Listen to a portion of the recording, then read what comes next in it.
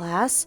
In today's lesson, we will learn about the collection and production of insect specimens from tea trees. First of all, let's take a look at the collection of insect specimens.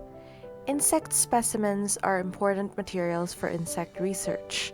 According to the different habits of insects, the tools and methods for collecting are also different. Our commonly used collection utensils are insect net, fluke tube, live insect collection box, collection cage, poison bottle, triangle paper bag, and cotton layer paper bag.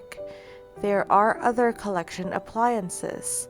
The trap net is mainly used to catch flying insects such as butterflies and moths. The net body is made of threaded yarn or nylon rope. The handle of the net is about 1 meter long or divided into 2 or 3 sections.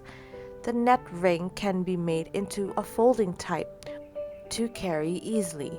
The fluke tubes are used to collect small insects such as leafhoppers, thrips, and wasps. It is usually made of glass. 2 thin glass tubes are drilled into the bottle stopper, one of which is used as a channel for insects to inhale, and the other is connected with a rubber tube for sucking insects. Gauze is tied at its inner end to prevent the worms from inhaling the mouth. The live worm collection box, collection cage, usually round or nearly square, is made of iron sheet aluminum or plastic, or can be modified with a waste box. 2 round holes are dug on the lid of the box.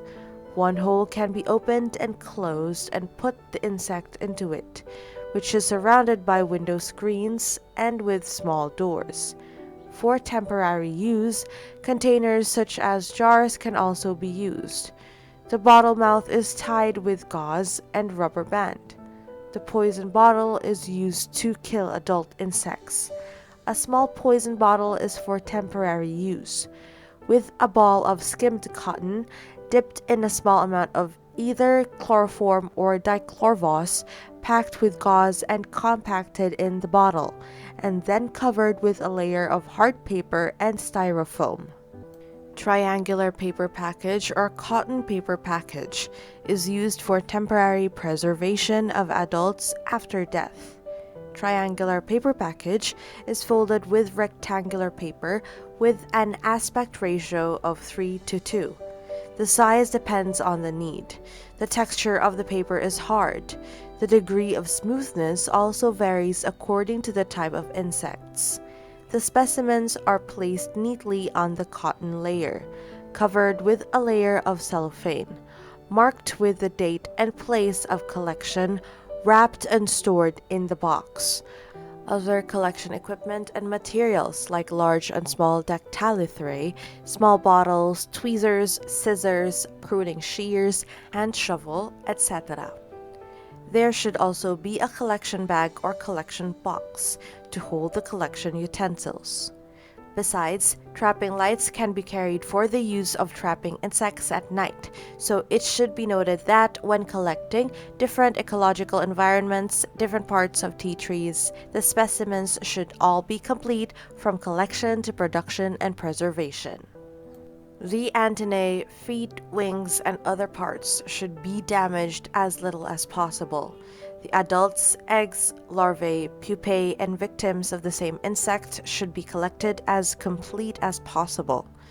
At the same time, they should be recorded separately, indicating the place, date of collection, and the name of collector, as well as the name of parasitic plants, indicating altitude for future inspection. A certain number of specimens should be collected for identification, preservation, and exchange. Then, let's learn about the making of insect specimens. Insect specimen preparation includes immersion method, life history specimen production, and slide specimen production. Let's first learn the method of immersion specimen production.